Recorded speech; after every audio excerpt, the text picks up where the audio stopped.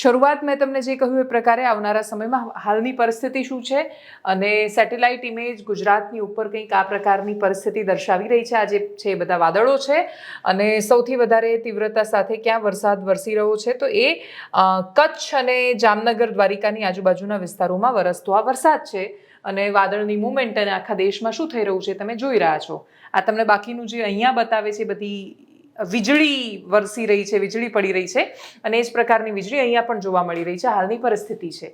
Nowcast મોસમ વિભાગ શું કહી રહ્યો છે, કયા કયા જિલ્લાઓમાં હાલની પરિસ્થિતિમાં આપણે જ્યારે આ વાત કરી રહ્યા છીએ, તમે જ્યારે એનાલિસિસ સાંભળી રહ્યા હશો ત્યારે કયા જિલ્લાઓમાં રેડ એલર્ટ આપી દેવામાં આવ્યું છે, કયા જિલ્લાઓ પર હજી પણ ખતરો તોળાઈ રહ્યો છે વધારે વરસાદનો. તો સૌથી મોટો જિલ્લો એક કચ્છ તમને દેખાઈ રહ્યો છે. એના પછી આ મોરબી, જામનગર, દ્વારિકા, પોરબંદર, જુનાગઢ, ગીર સોમનાથ અને રાજકોટ.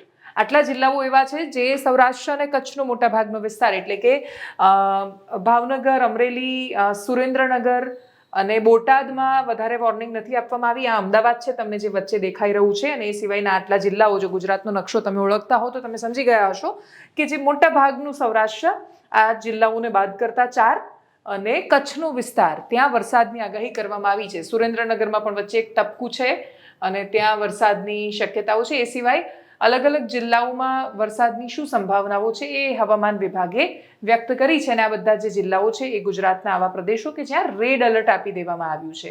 આ રેડ એલર્ટ પછીની શું પરિસ્થિતિ છે અને આવનારા સમયમાં એટલે કે આવતીકાલે કયા વિસ્તારોમાં વરસાદની આગાહી રહેવાની છે એ પણ હું તમને વિન્ડીથી કહી રહી છું, જે રેન અને થંડર પરથી, કે આવનારા સમયમાં કઈ જગ્યાએ આગાહી છે.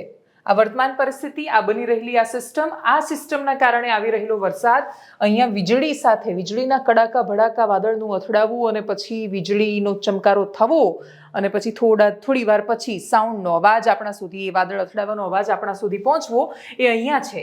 સિસ્ટમ જે બનેલી છે જબરદસ્ત ડીપ ડિપ્રેશન, એ પાકિસ્તાનમાં શિફ્ટ થઈ ગયું છે. પણ એ જ્યારે વાદળ ફરી રહ્યા છે તો અહીંયા એનું કેન્દ્ર બિંદુ છે, પણ એની આજુબાજુ ફરતો પવન એટલે એની આ જે પાંખો છે તો અહીંયા સુધી ફેલાયેલી છે અને પાંખો અત્યારે સૌરાષ્ટ્રમાંથી પસાર થઈ રહી છે, કચ્છમાંથી આવતીકાલે પસાર થશે અને એટલા માટે આ વિસ્તારોમાં વધારે વરસાદની સંભાવના વ્યક્ત કરવામાં આવી છે.